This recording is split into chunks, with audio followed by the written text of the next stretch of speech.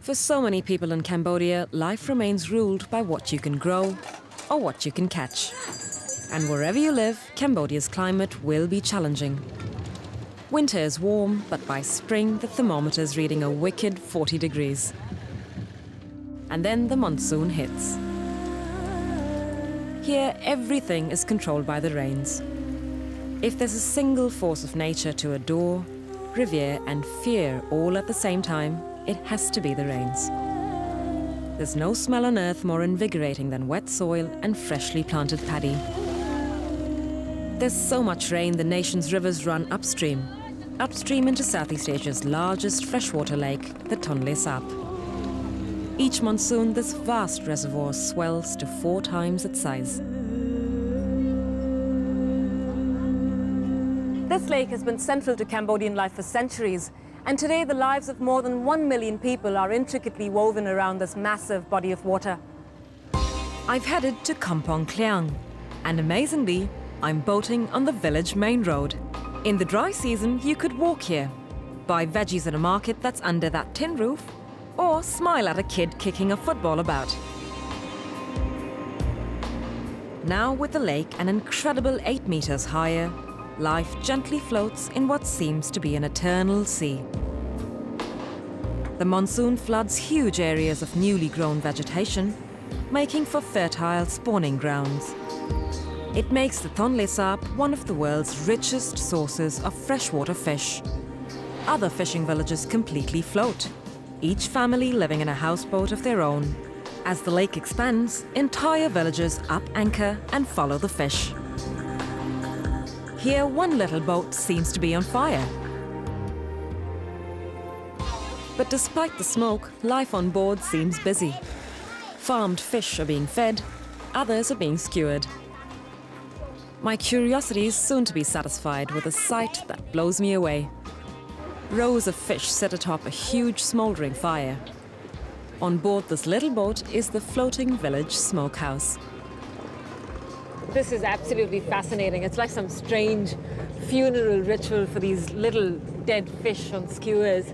It's just really weird. It's extremely smoky. I don't know how these guys sit in here all day. This is what they do. The local fishermen from around the village come here, drop their fish off and get them smoked. This is a strange sacrifice for these dead fish. Smoked fish like this add flavor to soups and stews.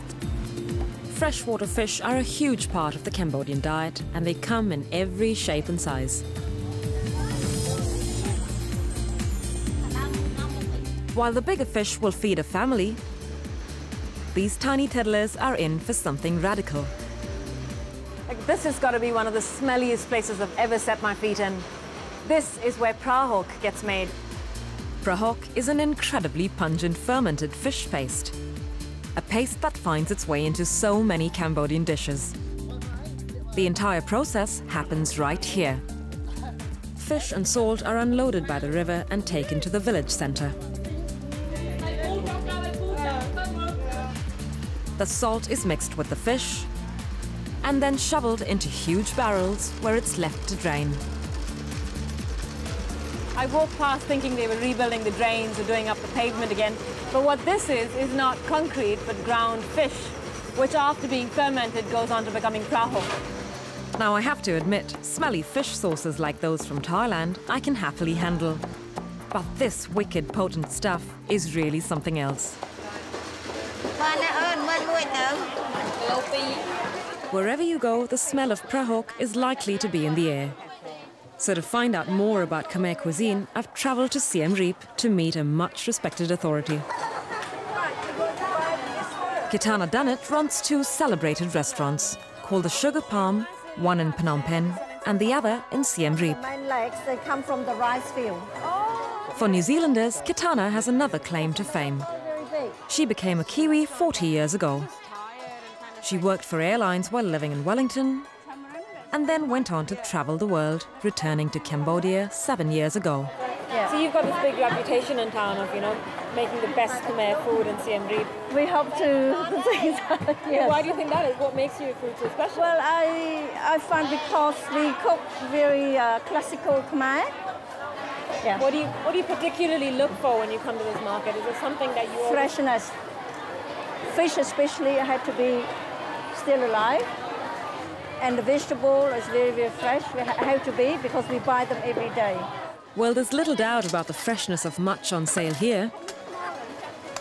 I've been invited to Kethana's new home for dinner, but first take a look at her beautiful restaurant. She designed the sugar palm in classic Khmer style. A huge oversized roof space sucks up the heat of a tropical night. And extra wide balconies attract the breeze and keep diners cool. With such architectural success in town, Kethana's new home in the country is similarly inspired.